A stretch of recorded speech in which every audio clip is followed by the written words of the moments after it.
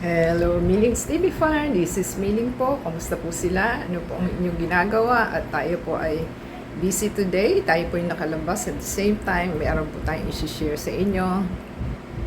Ayan po ang ating saba. So, okay lang po ito kasi hinog naman po siya. At meron po tayong eggs. At yan po ang ating nabili. At para po, pagka hindi tayo nakaluto, pwede po tayong kumain ng ating mga itlog at saka ng ating saba. So, yan po ang ating nilagang itlog at ang ating saba. Sasabay na po natin siya kasi meron po tayong timer sa ating induction cooker. So, ito po ang ating gagamitin. So, nahugasan na po natin ang ating saba at saka ang ating itlog at isang lutuan lang po para makatipid tayo. So, power on na po natin sa ating yan, iset lang po natin siya. So, 15 minutes po muna kasi unahin po natin na ating itlog para po maluto siya. So, try po natin sa 17 muna para pagkakulo po niya, doon po tayo magka-counting. So, hintayin lang po natin.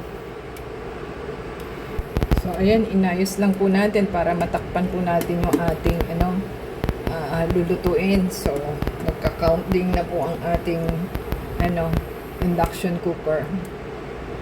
So, itinaas na po natin ang ating degrees ng init. So, para po kumulo po siya. Para po makita natin pagka kulo, i-start na natin ang counting. So, nasilip po natin yung ating tubig. Boiling na po siya. So, nag-count na po tayo ng 15 minutes sa ating So, hintayin po natin maluto ang ating egg.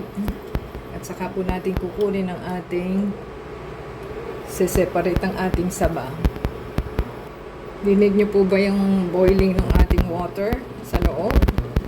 Yan po ay nakaset na yung ating naka 2 minutes na po siya. So, 30 minutes po yung saba, 15 minutes po yung egg. So, yan po ating ginagawa, 2 in 1. Ayan, 2 minutes na lang po ang ating nihintay sa ating egg at ating pong tatanggalin.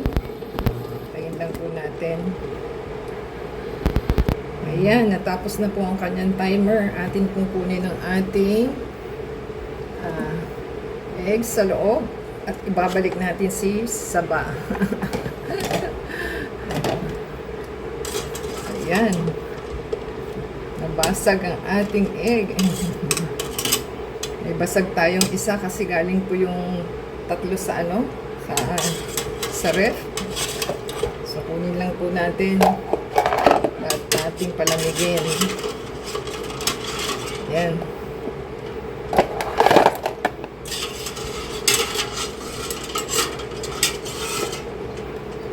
Tayin lang po natin. Ayan, ibalik po natin ang ating saba at i-timer po uli natin siya.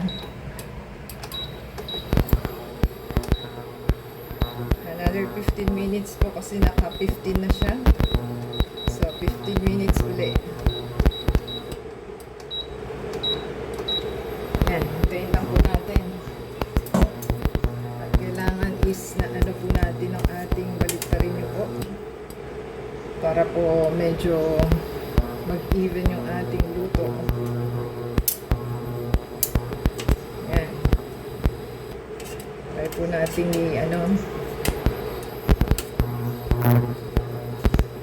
mag-i-start na po yung ating timer. So, naka 1 minute na po yan.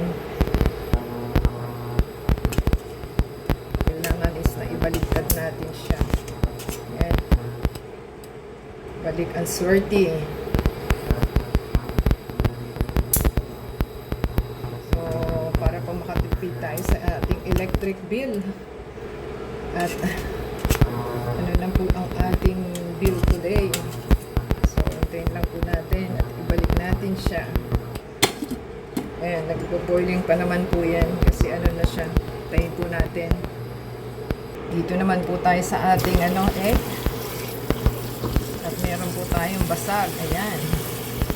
Ang ating basag na egg. Ayan lang po natin.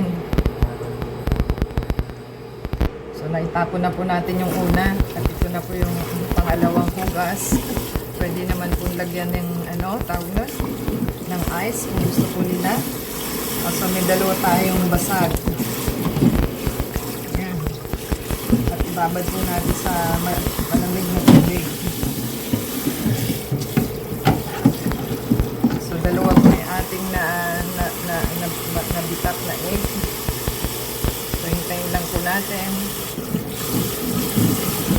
Ayan, babad lang po natin dyan.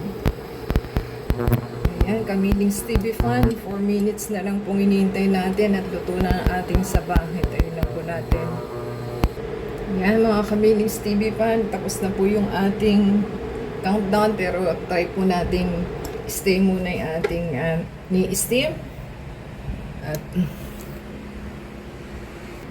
yan, nakatapos na po tayo. So, pinalalamig lang po natin ang ating egg. Hayaan po muna natin siya dyan para maluto-luto pa ng kaunti. So, kung nagustuhan po nila ating niluto ngayon, 2-in-1 po ang ating na-save na egg and hard-boiled egg and saba banana. So, kung nagustuhan po nila, give us a thumbs up, comment down below, at i-shout out po natin ang inyong mga pangalan sa ating next video in channel kung kayo po ay kapanood. And don't forget po to subscribe and add us sa Facebook, Twitter, TikTok, and Instagram. In the same time, paki-play po yung ating ads and video. Doon lang po tayo mamamonetize. So, thank you po sa inyong pagpapanood. Until next time po, God bless everyone.